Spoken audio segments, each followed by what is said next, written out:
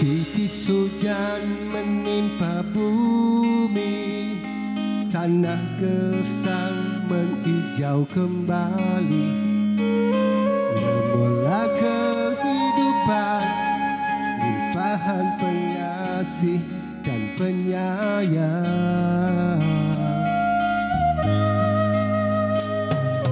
Ketika di kandungan ibu, tiada penglihatan, lidah pun keluh. Sehingga dilahirkan kota kejadian sebagai insan.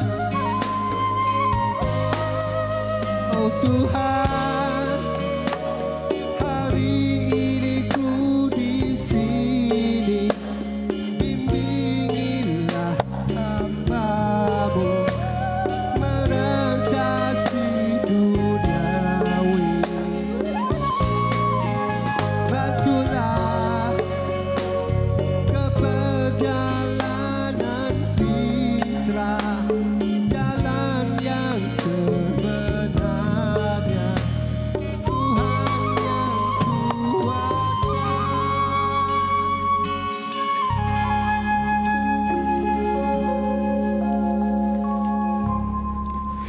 Assalamualaikum. Itu dia tadi antara persembahan menarik daripada Jawi and Super Friends. Ya, dia macam faham je kita dalam episod-episod nak terakhir ni. Lagu pun makin lama makin perlahan. Memang nak kena ikut kepada suasana episod terakhir ke atau macam mana ni? Mestilah kita kena ikut. Dia perlahan tu bukan tak semangat, tapi perlahan tu tambah muhasabahkan diri. Alhamdulillah. Ya. Sorry Kita batuk lah ni. itulah dia. Pukul-pukul pun batuk-batuk Ini kan. single lah, ini sebenarnya single Zul, Abang Zul dan juga Jawi. Oh, baik. Oh, sedap masuk Abang Zul. Dah ujung-ujung baru nak nyanyi betul-betul lah. Lagu ni saya nyanyi untuk diri sendiri je. Tapi tak apa. Berkesempatan kita mendengarkan hasil ni kan. Okey, hari ini 27 April Fatin dan juga Afad akan bersama dengan anda untuk 1 jam sehingga jam 12. Harapnya anda terus bersama kami lah. Ya, harapnya terus bersama kami kerana banyak yang akan kami kongsikan kepada anda sepanjang 1 jam kami bersiaran pada hari ini. Kita telah pun meski malam ini dah pun meski ke 26 Ramadan. Jadi bagaimanakah persediaan anda? Jadi betul lah apa yang diberkatakan tadi kan. Kita harus muhasabah diri kita. Kita dah nak meninggalkan bulan Ramadan ini. Saya tak nak cakap banyak lah. Sebab apa? Sebab yang mana depan saya ni pun yang lebih pakar. Lebih pakar. Tengok je kita daripada awal tadi kan. Cak, masih lagi bersama kita di Sembang Sahur. Elok Sidang Cak. penonton sekalian. Baju Cak elok hari ni. Itulah hari lawa betul lah kita punya sponsor kita. Terima kasih kepada sponsor kita malam ni. Alhamdulillah. Jadi sebenarnya sebelum kita mulakan ni lah nak tanya sikit kepada Fatin dan juga Afad. Kenal tak kita punya band-band kita tu, salah seorang pada band kita tu semua tu? Ni kita dah pada malam-malam terakhir dah ni. Ada Abang Azmi, ada Ki. Okey, Ada Hafiz. Cak nak share sikit. Sebenarnya okey, kita ada Cik Guzul kita. Cik Guzul kita ni dulu merupakan salah seorang daripada anggota kumpulan yang cukup terkenal juga, kumpulan Visa. Abang yang main gendang tadi tu, dulu nama dia Abang Hafiz ataupun lebih dikenal sebagai Abang Hafiz Ulu kita. Yang ni bukan calang-calang tau. Pernah membuat persembahan sampai ke United Kingdom. Canberra dan sebagainya, Canada dan sebagainya. Dan juga kita juga ada Abang Amir. Abang Amir yang main flute kita tu. Yang ni memang cukup tersohor lah kalau banyak program-program TV banyak muka Abang Amir ni. Dan juga yang dua orang kat belakang tu, Allah Akbar, saya tak berkenal. Sebab tu baru lagi. Jadi itulah sebenarnya saya minta maaf lah. Yang tu kita sebutkan hari ni tu. Tajuk kita hari ni tu berkaitan dengan tu. Dah minta maaf. Dia win. Dah minta maaf sebab tak kenal. Betul.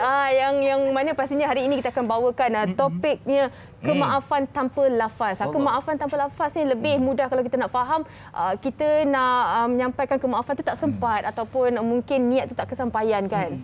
Jadi kita ni sekarang ni kalau ada masa sekarang ni kan, sementara kita masih lagi bernyawa, hidup lagi ni, kita harus bermaaf-maafan. Tapi kalau nak bermaaf-maafan ni ada setengah daripada kita yang mungkin mempunyai sifat ego kan. Kenapa nak kena minta maaf sedangkan dia yang salah kan. Jadi Itulah antara perbincangan kita pada hari ini. Kita nak mungkin memfokuskan tentang kemaafan itu. Sama ada ianya boleh dilafazkan ke ataupun tanpa lafaz. Pengertian kemaafan tanpa lafaz bagi Cak macam mana? Afat sebut tentang tadilah kemaafan tu kadang-kadang disebabkan ego ni, kadang-kadang ada orang ni dia tak suka untuk meminta kemaafan pada seseorang. Tapi juga kalau kita tengok kan, sidang putus sekalian, kadang-kadang ada juga orang yang dah seseorang ni datang minta maaf berulang-ulang kali.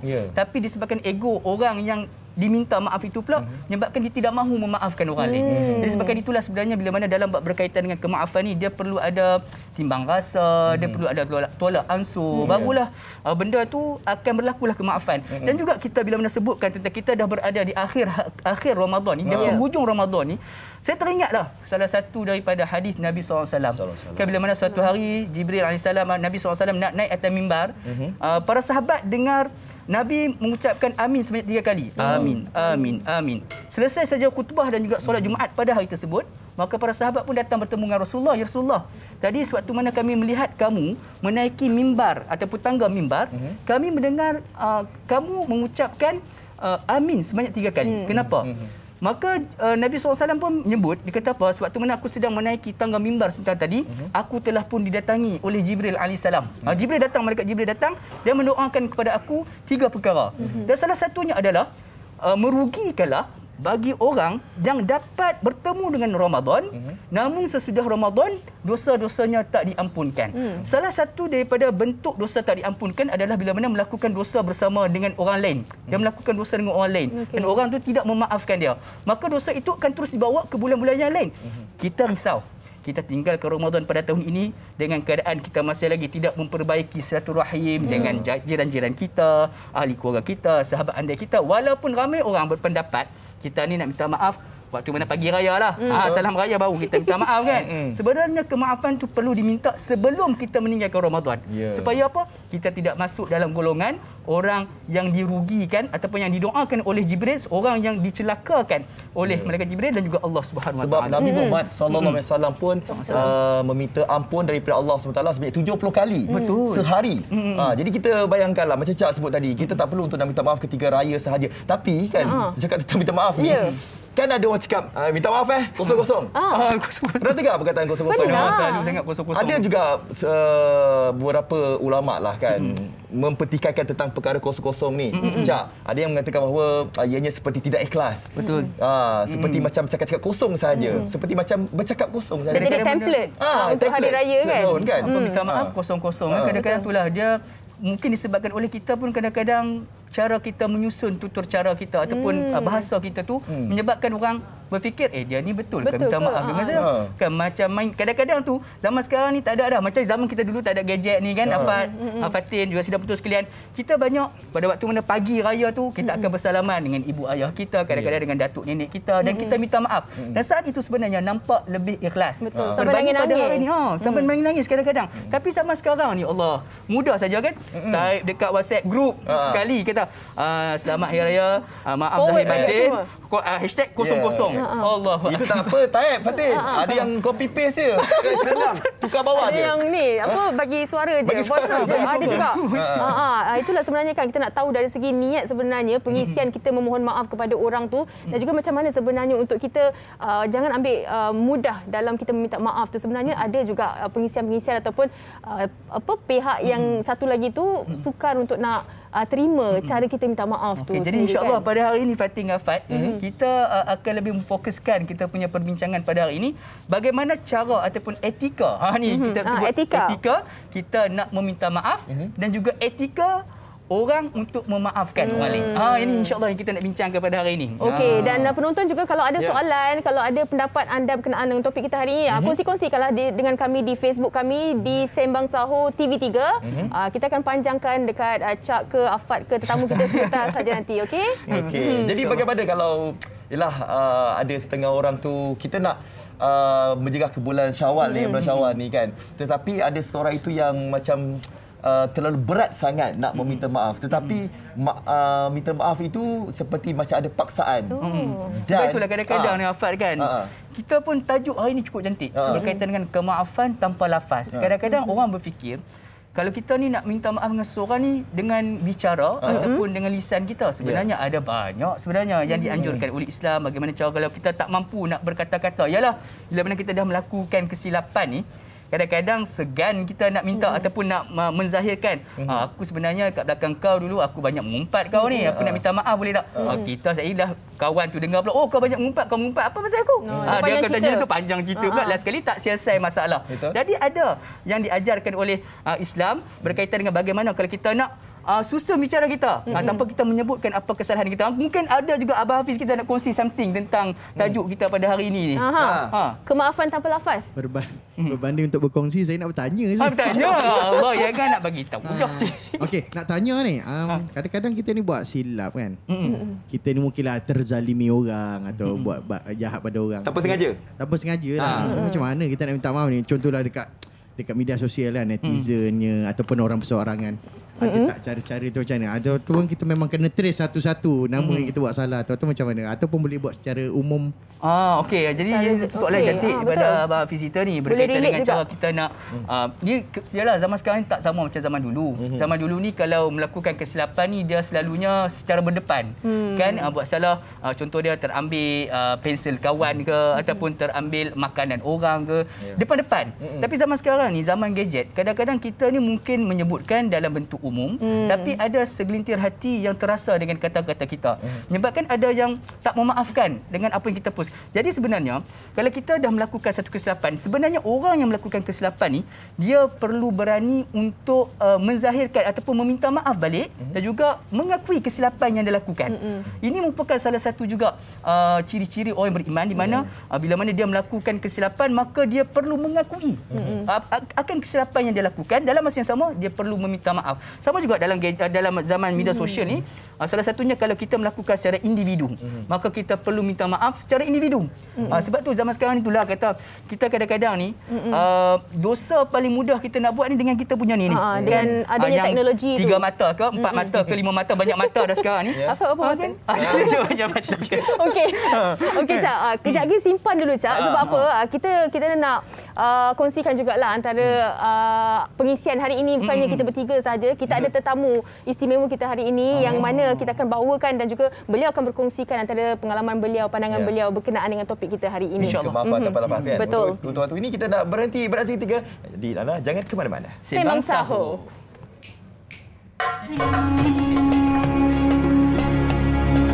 Pemahaman saya tentang kemaafan tanpa lafaz ni dia macam tak tahulah, bagi saya lah kan, apa yang saya faham dia macam orang minta maaf tapi rasa kemaafan tu tak berapa.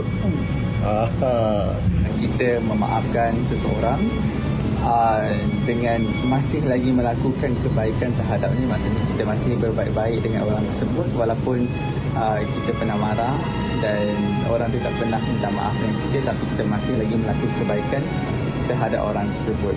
Okey, bagi pemahaman saya, kemaafan tanpa dilafaz ni agak menyakitkan sebab benda tu kita pendam dan orang tak tahu kita nak sampaikan apa. Maksudnya orang tak tahu yang kita ni dah menyesal ataupun kita ni memang nak berbaik dengan dia, sebab orang mesti akan ingat kita berdendam sebab benda tu tak dilafaz. Perkara yang setiap orang sebenarnya terjadi kat dalam diri mereka. Ini kerana setiap orang ada rasa takut ataupun ada rasa bersalah untuk meminta maaf secara berdepan dengan lafaz. Sahur hanya di TV3. Sembang sahur di bulan Ramadan, seikhlas hati hanya di TV3. Semangat lain macam hari ni. Apa dia? Semangat dia orang lain macam Oh, hari ni. semangat dia macam. Kan? Pasal tak? Tadi blok yang pertama kita rasa macam suram je lah, kita sedih kan. Tapi blok yang kedua ni, kita lebih nak kata bersemangat. tu bersemangat lagi. Anda semua yang tengah mengantuk kan, balik moreh, kenyang. Mata kuyu je. Sebab apa? Sebab program keagamaan kadang-kadang ada yang macam kuyu. Jangan macam tu. Jangan macam tu. Kita celik-celikkan mata kita. Sebab apa? Sebab pengisian yang akan kami bawakan ni memang best sebab kita dah bercakap tentang kemaafan tanpa lafaz. Anda yang tengok kami dekat Facebook tu, jangan lupa untuk anda hantarkan soalan ke, dan juga jangan lupa untuk anda share siaran kami pada malam ini. Betul. Dan hari ini kita nak kenalkan tetamu istimewa kita yang kita dah kongsikan tadi tu. Kita nak bersama dengan Anita Baharum. Macam mana perkembangan sekarang ni, aktiviti Ramadan ke apa ke, kalau boleh Makin kongsikan? kecil lah. Makin kecil lah. Sebab ada sebab. Diet ni? Tak ada. Dia diet tak terniat. Oh, tiba-tiba lepas tu diet terus lah. Aktiviti alhamdulillah kembali berlakon. Dan juga bulan puasa ni dipadat sikit dengan program-program TV juga. Alhamdulillah, rezeki. Alhamdulillah, bagi syuting jugalah. Baru Ramadan, belum lagi Syawal nanti. Oh, wow. InsyaAllah lah, dah tengok dah next ada. Tapi Afai kan, dalam sebenarnya tadi sebelum mana kita bersiar langsung ni, ada jugalah Cak bersembang berborak sedikit dengan Kak Anita kita berkaitan dengan anak-anak kan. Anak-anak, ada 2 orang anak daripada Kak Anita kita yang dihantar ke tahfiz. Berapa umur tu Kak Anita? Syifa Denurina sekarang 15. Muhammad Adi Iskandar nombor 2 11 tahun. Biasanya hantar masa umur 11 tahun lah. Ini kita tahu ni baru start sekolah ke macam mana? Yang Iskandar tu masa umur 11 tahun baru hantar selepas arwah dia meninggal. Dalam lepas sebulan macam tu hantarlah dia pula. Itu keputusan Kak Nita sendirilah.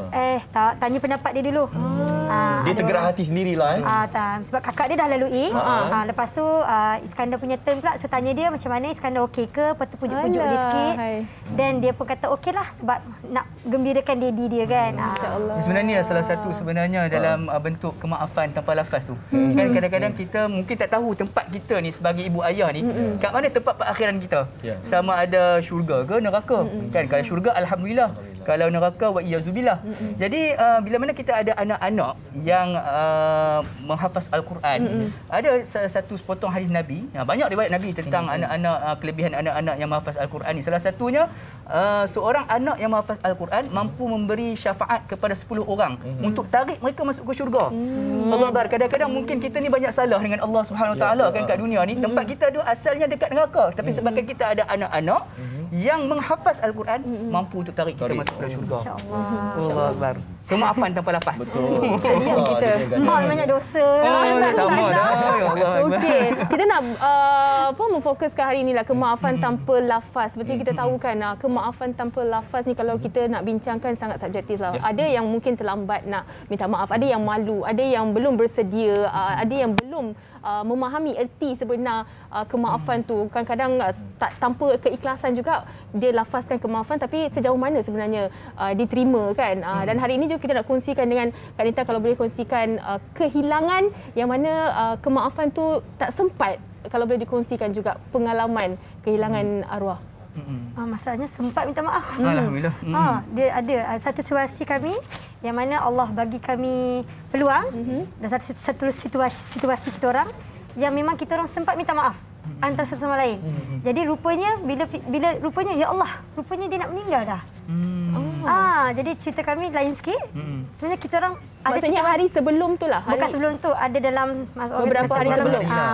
Lebih kurang tak sampai sebulan sebelum. Tak sampai. Tapi alhamdulillah sebenarnya Kak Nita. Jadi saya rasa bertuah lah. Saya rasa macam bersyukur sangat-sangat situasi kami yang saling meminta maaf antara satu sama lain. Dari lubuk hati masing-masing. Satu rezeki sebenarnya untuk Kak Nita. Sebab kalau kita tengok kan Hafal kan, waktu mana di awal penularan pandemik COVID-19 ni kan, ramai kebanyakan daripada kita yang bila mana ada ahli keluarga yang dijangkiti dengan penyakit COVID-19 tak dapat bertemu dengan dengan ahli keluarga yang dijangkiti dan akhirnya ahli keluarga tersebut meninggal dunia. Dan juga di awal kita tahu bahawa prosedurnya ambulans akan terus ke tanah perkuburan dan terus ditanam tanpa sempat ahli keluarga ni nak pergi bertemu minta maaf. Tapi alhamdulillah Kak Anita berpeluang direzekikan. Tapi itulah kan kadang-kadang kita pun alhamdulillah kan masih lagi tapi diberikan. Biasalah, minta maaf hari ini besok buat salah lagi. Itu biasa. Itu manusia Kak, itu manusia. Tapi kita harus belajar daripada kesilapan dan belajar juga daripada pengalaman-pengalaman yang mungkin kita boleh belajar seperti mana Icak katakan tadi kan. Kita meninggal kita tak tahu bila kan. Dan kalau boleh itu ada orang pesan kalau sebelum tidur minta maaf dulu. Sebenarnya memang kena praktik. Bila kejadian macam ni membuatkan kita lagi rasa macam ya Allah, memang betul lah tiap-tiap malam memang kena minta maaf. Dulu praktik. Lama-lama lupa dah. Dia penat tidur terus. Malam ni dia ingat balik, kena cerita praktik balik. Ada sebagian pada kat rumah pun bermula malam inilah. Sebelum tidur tu kita maafkan orang dan juga kita minta maaf. Betul. Okey, kita kongsikan ada satu bingkisan ini berkaitan dengan apa Fatin? Bersama mereka yang kehilangan orang tersayang akibat pandemik COVID-19. Jom kita saksikan. Okey, jom.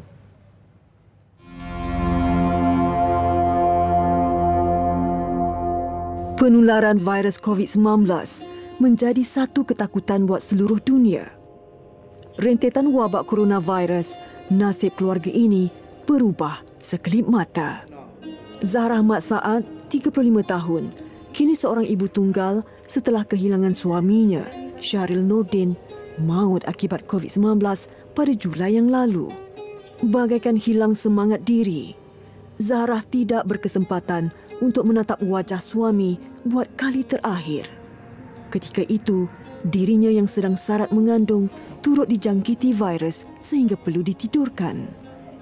Saudara penonton, Assalamualaikum warahmatullahi wabarakatuh. Saya Ustaz Zarifi, sekarang ini berada di PPR Intan Baiduri, Kepong. Baik saudara, sekejap lagi kita akan berziarah kepada Puan Zahara, yang mana kisah beliau memberikan inspirasi dan tentunya kekuatan kepada kita semua. Puan Zahara berdepan dengan situasi yang genting, bagaimana beliau dan suami beliau diuji dengan COVID-19. Allah lebih menyayangi suami beliau, bagaimana suami beliau telah dijemput kembali ke rahmatillah. Saudara, mari kita bersama-sama bergabung untuk kita belajar sesuatu dari Puan Zahara sekeluarga. Saudara, saya berada di kediaman Puan Zahara Ahmad Saad bersama anak-anak beliau. Assalamualaikum Puan Zahara.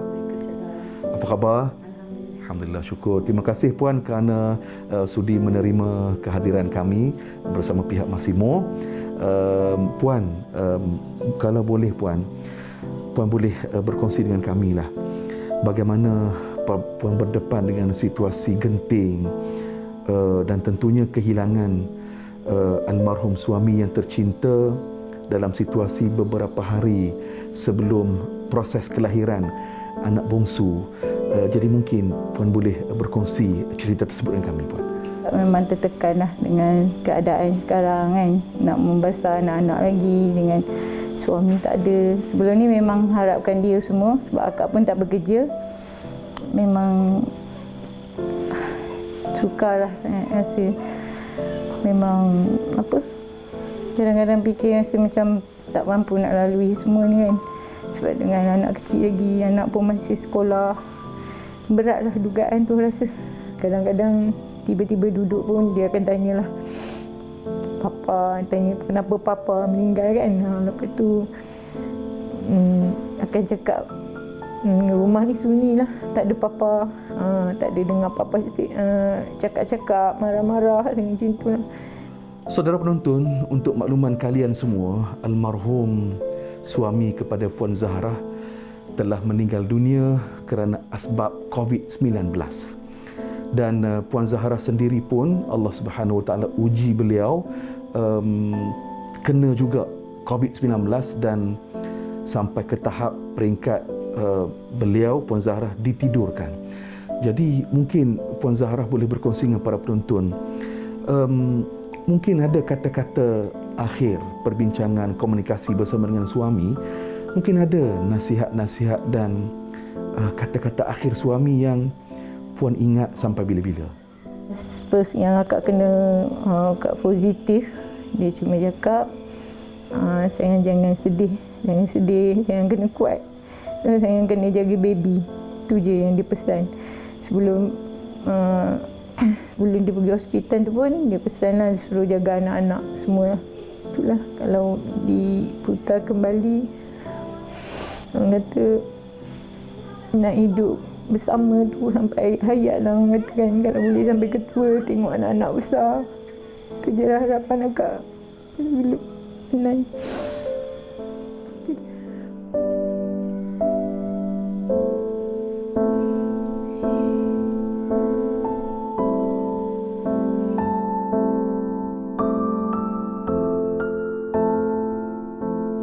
Baik saudara, sekarang ini untuk makluman, Massimo telah melancarkan kempen #HatiBaik. Dan tentunya inilah semangat yang kita mahu berkongsi dengan seluruh rakyat Malaysia. Kita tak kira apa juga kita, sama ada dari jabatan kerajaan ataupun agensi swasta, dan termasuklah pihak Massimo telah melancarkan kempen HatiBaik. Di sini tertera tulisannya, anda tidak bersendirian. Kami tetap di sisi anda sepanjang jalan. Baik, saudara penonton, saya ingin menjemput dan persilakan sekali lagi wakil pihak Massimo untuk menyampaikan sumbangan kepada pihak puan dan juga seisi keluarga. Dipersilakan.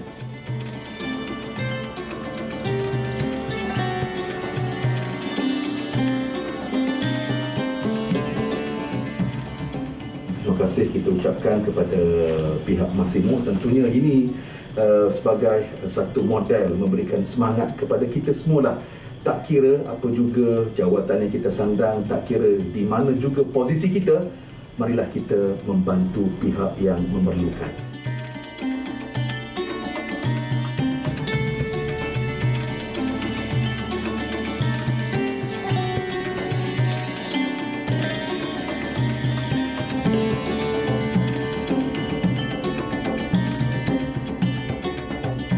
Roti sandwich Massimo dengan germa gandum dengan rasa dipertingkatkan dan aroma lebih baik yang pasti akan mengharukan hati keluarga anda.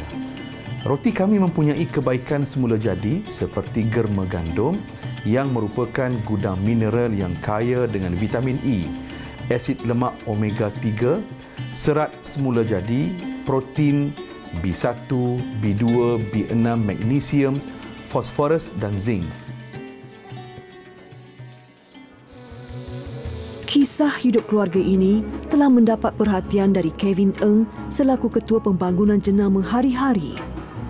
Turut tidak melepaskan peluang, Pusat Pakaian Hari-Hari telah menaja set baju raya buat Zahara sekeluarga dengan harapan agar dapat mencerikan sambutan Hari Raya Aidilfitri mereka tidak lama lagi.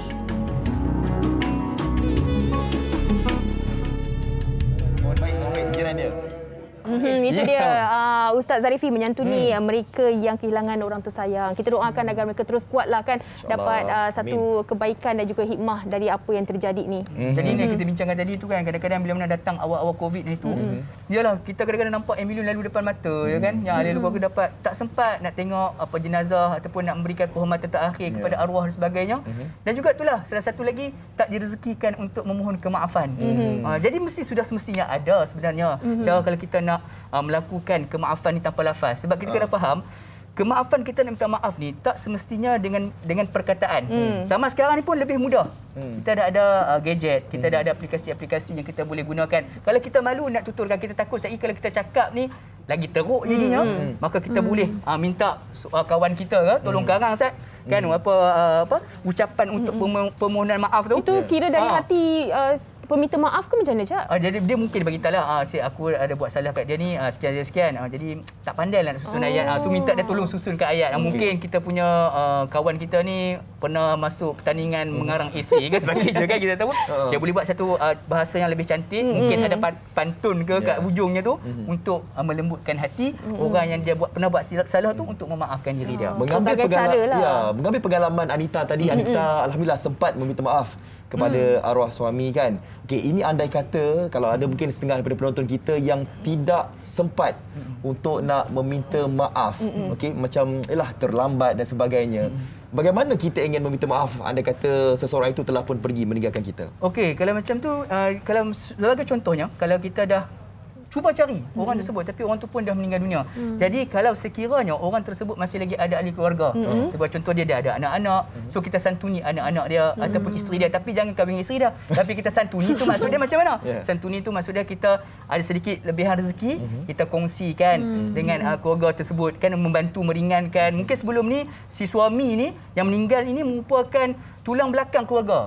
Menyebabkan akhirnya bila mana si suami ni meninggal, menyebabkan ataupun yang orang buat salah ni meninggal, dah hilang satu punca rezeki dari family. Jadi kita ni mungkin nak menebus kembali kesilapan tu, kita tolonglah ambil peranan untuk jaga kebajikan keluarga si arwah yang kita pernah buat salah tu. InsyaAllah Allah ni dia memandang kita ni, melihat kepada kita punya kesungguhan dan juga semangat. InsyaAllah di penghujungnya sudah semestinya kemaafan tu akan lahir sendiri. Kalau tak kat dunia ni, mungkin dekat akhirat nanti. InsyaAllah. Tapi Afad pernah tak Afad kecakkan kalau kita tak minta maaf dekat siapa-siapa yang kita rasa macam tak sedap hati kan, kita punya hidup pun rasa macam tak tenang. Kadang-kadang kalau kita berselisih tu, jumpa kat bazar Ramadan tu, lari kat belakang makcik tu goreng pisang tu. Takut jumpa. Sampai terkejut sekali Bukan lari kat belakang makcik buat goreng pisang tu. Dia buat goreng pisang pula. Pakai apron sekali. Galak Anita. Okey, kita nak berhenti berehat. Kejap lagi mungkin Anita ada soalan-soalan yang ingin ajukan kepada Cak pun boleh juga. Untuk waktu ini kita nak berhenti berehat seketika. Jadi anda jangan ke mana-mana. Teruskan bersama kami pastinya di Sembang Sahur.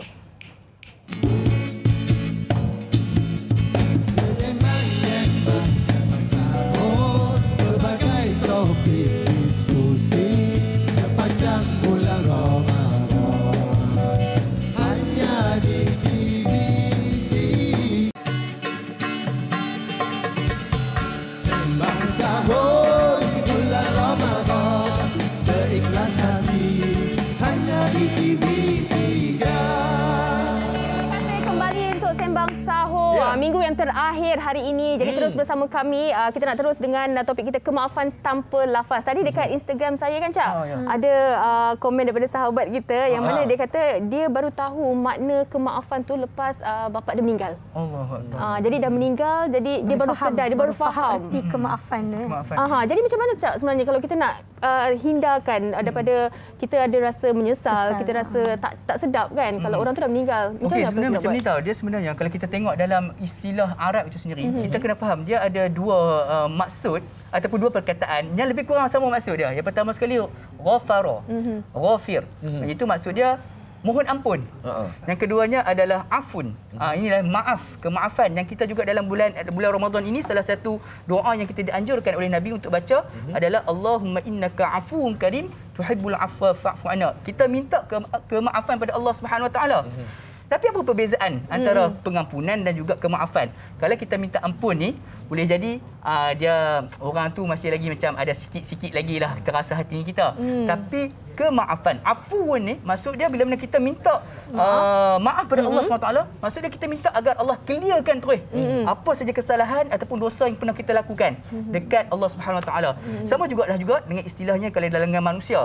Kita ni tak minta ampun kepada manusia, tapi kita lebih kepada nak minta maaf. Agar apa? Agar tidak ada sedikit pun terasa hati kepada orang yang kita minta maaf tersebut. Jadi seperti mana yang Fatin tanya tadi daripada sahabat di IG, seseorang itu hanya baru menyedari tentang kemaafan tu, mungkin dia tak terlambat sebenarnya. Sebenarnya ialah mungkin tak terlambat, terlewat untuk minta maaf secara bersemuka. Namun begitu, masih lagi kita boleh mengambil cara-cara yang lain. Sebagai contohnya kita berdoa kepada Allah SWT. Sebagai contoh kita doakan agar Allah ampunkan dosa orang yang telah meninggal ataupun ayah yang meninggal tadi tu. Apa doa yang kita boleh baca? Allahumma ighfir lahu warhamhu wa'afihi wa'fu anhu. Kan kita doakan agar Allah ampunkan dia, Allah sayangi dia, rahmati dia, dan juga Allah hapuskan dosa-dosa dia. Itu juga mungkin menjadi salah satu asbab pada suatu hari nanti dekat pada mahsyar, bila mana dia nak claim kepada Allah SWT, dia ni dulu ni pernah buat salah dengan saya ni. Tapi Allah kata apa? Kau tahu tak? Waktu mana kat dunia dulu, waktu mana kau dah meninggal dunia, tapi dia ni sentiasa minta maaf ataupun minta keampunan, sehingga kan kau ni tak ada dosa dah dengan aku.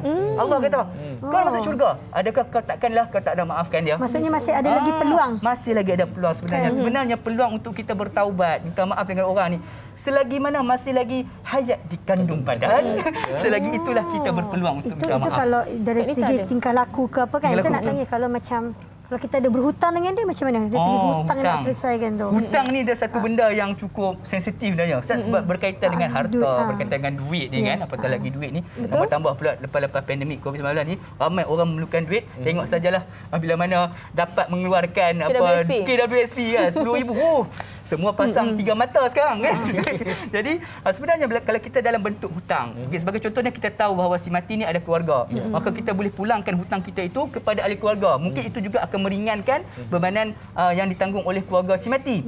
Kalau kita tak dah usaha dah tak jumpa juga ni, manalah ahli keluarga dia ni kan, ataupun yang memang si mati ni dia tinggal sebatang kara, kita boleh gunakan duit hutang kita tu, sebagai contoh ada 1,000, kita gunakan dengan berwakaf. Paling elok adalah wakaf. Kita boleh je sedekah, tapi paling yang lama berkekalan ni adalah wakaf. Dan selagi mana sebagai contoh kita RM1,000 tersebut kita infakkan ataupun kita wakafkan untuk pembangunan masjid sebagai contoh. Selagi mana dengan niat kita atas nama dia lah, atas namanya orang kita berhutang tu ataupun orang yang mati tersebut, maka selagi mana masjid itu digunakan, maka si mati yang orang kita berhutang tu akan terus mendapat pahala. Sama juga situasi dia. Nanti depan Allah Subhanahu Wa Taala dia nak claim balik. Tapi Allah kata, kau dah tak ada dosa dengan aku. Kau ni banyak pahala ni sebab kau ada wakaf. Dia pula terkejut, waktu bila pula saya wakaf? Rupa-rupanya ni dulu ada orang buat salah kau, dia berhutang dengan kau. Waktu dekat dunia dulu. Tapi disebabkan oleh dia dah wakafkan, dia infakkan hutang itu untuk wakaf kata nama kau. Sekarang ni pahala terdapat kat kau.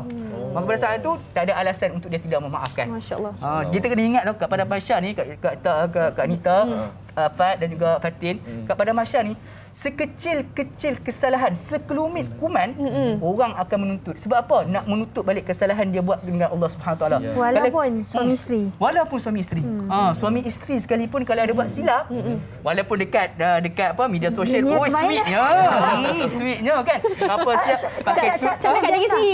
Selfie kan kadang-kadang duk betul tuduh isteri kan. Tapi nanti dekat depan Allah, dia ni dulu waktu dekat dunia infak nafkah tak pernah bagi kat saya. Woi, mana yang sweet-sweet tu habis semua. Yang sweet-sweet tu dah tak ada dah. Mana selfie semua habis. Dah terbakar habis dah. Saya ada satu soalan yang saya nak tanya kepada Cak. Okey, soalan saya kejap lagi Cak jawab. Okey. Saya tanya dulu soalan ni. Okey, tanya dulu soalan. Kebanyakan daripada kita kadang-kadang macam terpaksa seperti mana kita katakan tadi. Terpaksa. Okey. Contohlah Cak minta maaf kat saya pun tak apalah. Saya maafkan. Tapi jauh di lubuk hati saya, sebenarnya saya tak akan lupakan kesilapan itu apa yang itu kita jawab lagi. Apa yang Cak buat selama ni. Okey. Wow, selepas ini. Untuk waktu ni kita nak lihat resepi ni. Daripada Chef Naim, prawn bucket apa kata kita saksikan. Jom. Udang udang. Terima kasih kepada sahabat saya di studio dan sekarang ni anda bersama saya Chef Naim dalam segmen Jom Masak. Untuk segmen kali ini, saya akan tunjuk kepada anda resipi ringkas menggunakan udang. Kita akan buat kita punya udang paiti. Tapi yang seronoknya tentang saya punya resipi ni, paiti yang saya gunakan adalah daripada roti. Roti daripada Massimo sendiri. Jadi kalau anda nak tahu, ini adalah roti sandwich dengan germa gandum.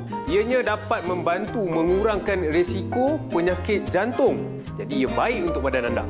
Seterusnya apa yang kita perlukan adalah kita punya toge ni, isi udang, cendawan dengan sedikit butter, sos tiram, sedikit biji bijan dan bahan-bahan untuk tumis. Untuk inti dia kita ada bawang holland, ada lobak merah, bawang putih bersama dengan cili merah. Itu saja. Jadi sebelum kita nak masak dia punya inti tu, kita akan buat dia punya paiti dulu. Okey, jadi untuk langkah yang pertama, kita kena sapukan dekat dalam acuan muffin kita ni dengan sedikit butter. Yang ini sebenarnya membantu supaya kita bila nak keluarkan kita punya roti nanti dia tak akan mudah lekat lah. Jadi yang ni dah siap, kita biarkan ke depan. Okey, saya akan ambil lebih kurang dalam 6 keping roti. Kita akan lenyekkan dia dahulu. Okay, jadi kita ambil kita punya rolling pin dan juga kita punya cutter bulat ni. Okey, kenapa kita kena lenyekkan dia roti ni? Sebab bila kita lenyekkan dia, kita akan dapat roti yang nipis dan bila kita makan tu, kita dapat rasalah dia punya kerangupan tu sendiri. Kalau kita tak lenyek ni, kita terus letak dalam ni, kita tak boleh nak letak dia punya inti udang ni nanti. Jadi sebab tu kita kena lenyekkan dia. Okey, bila dah dapat nipis macam ni, sekarang ni saya akan cutterkan dia. Kita ambil ni, kemudian kita letak di tengah-tengah dan kita tekan dia. Okey, kita pastikan dia punya kawasan tu, roti kita tu dia padat. Bila dah siap, barulah kita akan bakar dekat dalam oven. Dan untuk anda semua kalau nak tahu, oven saya dah siap panas. Dan saya pun dah buat yang lain dan yang terakhir ni cara dia sama je. Okey, mana yang terlipat ni kita boleh lipatkan dia ke dalam. Inilah saya punya versi paiti menggunakan roti daripada Massimo sendiri dan kita dah boleh bakar dekat dalam oven. Suhu dia 160 lebih kurang dalam masa 10 minit ataupun sehingga dia perang. Okey, para penonton, sekarang ni apa yang saya tengah buat, saya tengah tunggu kita punya paiti versi roti menggunakan roti Massimo ni, bagi dia masak sikit, bagi dia keras sikit, jadi dia perlukan masa lebih kurang dalam 10 minit lah. 10 minit tu sempat sebenarnya untuk saya buat kita punya inti paiti ni sendiri. Okey, kita masukkan butter sikit dalam ni. Dan biasanya kalau kita nak gunakan butter dalam masakan ni, kita kena tambah sedikit minyak. Sebab apa? Sebab kalau kita pakai 100% butter saja, nanti dia punya butter tu akan jadi hangit. Dan untuk langkah yang pertama, kita akan potong kita punya bawang putih. Okay. Kita tumislah semua. Seterusnya saya akan hiris kita punya bawang holland. Sekarang ni kita punya kuali pun dah panas. Kita boleh masukkan bawang putih bersama dengan bawang holland ni. Kita boleh potongkan juga kita punya cili merah ni lah. Okey, jadi saya akan julienkan dia. Kita masukkan terus bersama dengan bawang kita dan kita kacau dia. Bagi dia sebati. Yang ni yang saya mahu kan. Tengok bawang pun dah layu bersama dengan kita punya cili merah ni. Untuk lobak merah ni saya akan parut menggunakan pemarut yang paling besar ni lah. Kemudian kita boleh terus masukkan kat dalam. Seterusnya kita akan masukkan kita punya cendawan. Okey, saya masukkan cendawan dan kita boleh masukkanlah bersama dengan kita punya udang ni. Okey, kita akan biarkan dia masak. Baik, sekarang ni saya akan masukkan sos tiram. Okey, biasanya kalau udang ni dia akan berubah warna kemerah-merahan. Maksudnya dia dah nak hampir masak lah tu. Okey, kita kacau sikit dan kita boleh masukkan kita punya biji-bijian. Okey, jadi yang ni dah nak hampir siap ni. Sekarang saya boleh tutupkan api dan kita boleh masukkan kita punya toge. Okey, jadi nak dapatkan dia punya kerangupan tu, inilah dia. Kita masukkan dia yang terakhir. Cukup semuanya dah sebati. Alright, sekarang ni inti dah siap. Kalau nak diikutkan masanya, kita punya paiti tu pun dah siap. Jadi kita boleh tengok macam mana. Saya akan keluarkan kita punya paiti. Kemudian bila dah siap tu, kita boleh masukkan kita punya inti udang tu. Okey, jadi nampak? Inilah dia saya punya paiti bersih menggunakan roti. Anda boleh lihat sendiri dia memang dah keras. Untuk kita letakkan kita punya inti ni. Untuk resepi ni memang tak akan jumpa kat luar. Kalau nak rasa ni, anda kena buat sendirilah. Cara dia pun tak susah. Okey, bau dia pun memang dah mengancam ni. Ini betul-betul menggoda orang yang berpuasa. Jadi inilah dia resepi istimewa yang saya dah tunjuk kepada anda untuk episod kali ini, iaitu kita punya paiti inti udang. Jangan lupa cuba. Sembang sahur hanya di TV3.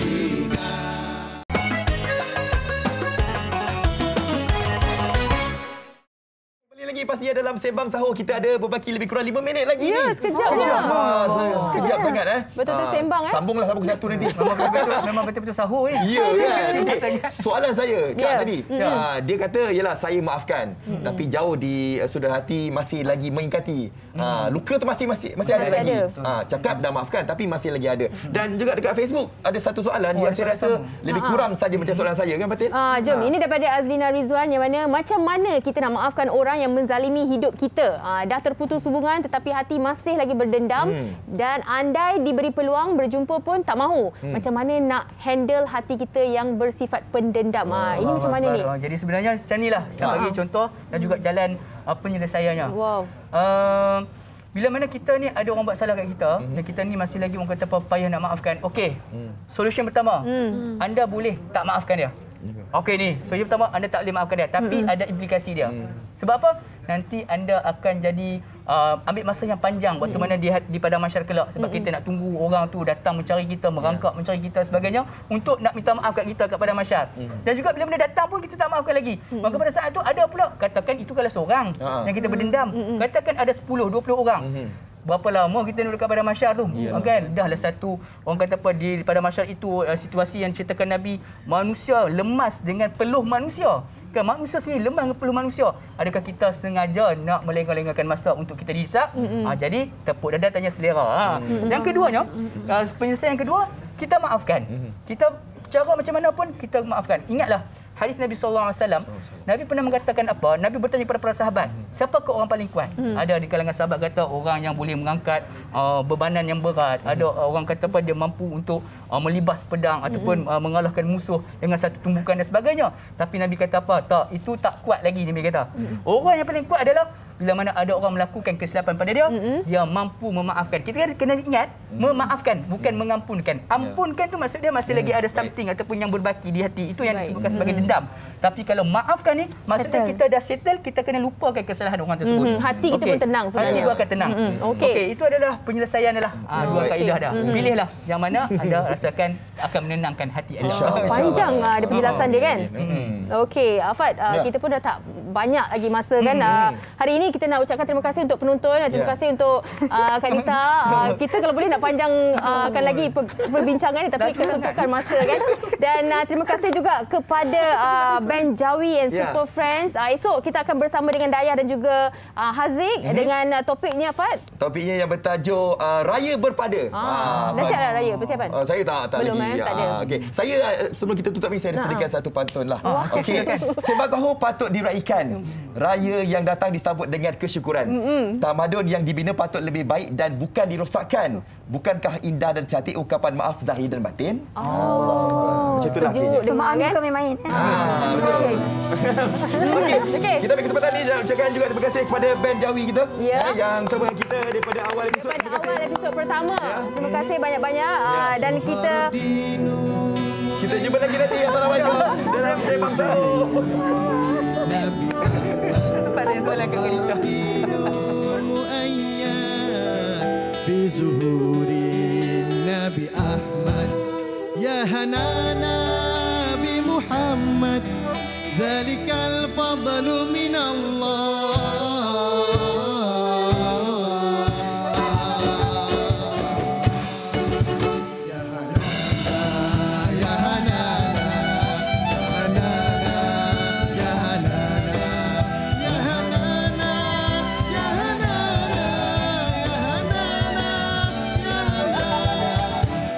بالسبع المثاني وهوى لطف المآل